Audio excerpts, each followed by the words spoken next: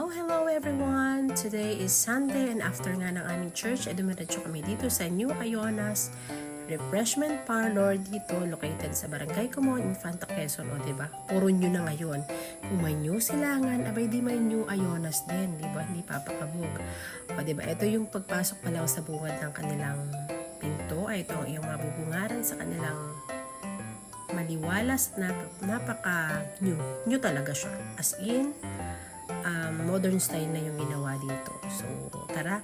Actually, may kakain na naman doon sa first floor pero doon lang sa kabilang side, hindi ko na lang siya na video. Then, ito yung usually na kainan dito sa taas. Ito talaga yung kakain.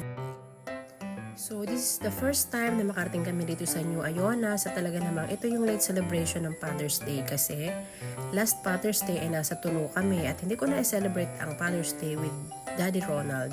So today is time to celebrate because he is a good father and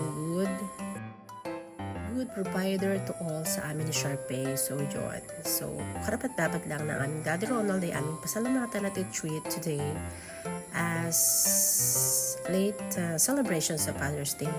So si Sharpay nga dyan ay talaga naman tuwan-tuwa at talaga naman kitang-kita yung view sa labas. Maganda dito guys kasi ito mismo yung kalapit dito sa NQCI. Then, ito yung, hi Ate Kat Kat. Shoutout kay Ate Kat Kat ang kanyang Jowa Bells. Akalain mo nakita-kita dito ang mga baptist at sila daw pala iplanong dito na rin lang mag-lunch kasi tinatamad na rin nga silang magluto ng lunch. So, dito na lang, o-order na rin lang. Then, ito yung view sa labas ng New Ionas. So, diba? Malawak din naman yung taas. Tapos guys, ito nga pala yung menu nila na pwede nyong orderin. So, may mga student building dito na pwede kayong orderin. Dangan nga nakalapit nila yung NQCI.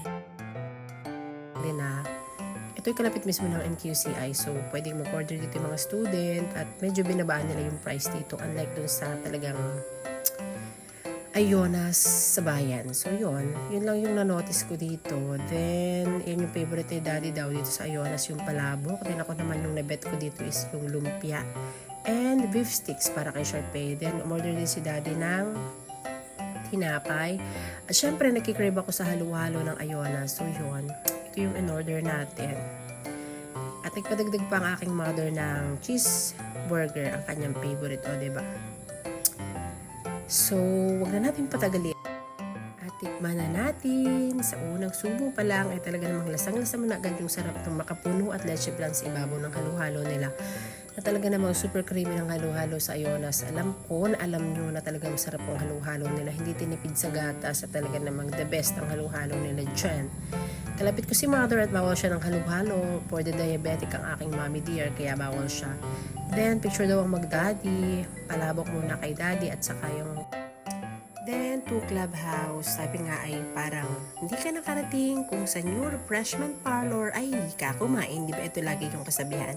So, tingnan nyo naman ang effort ni baby girl dyan sa bigay niya sa kanyang Daddy Ronald. So, yung ama naman, tuwan-tuwa, syempre, dahil first time niya mabigyan ng gano'n ng kanyang anakis na si Sharpay. So, yun lang. Just wanna share to you. Thanks for watching.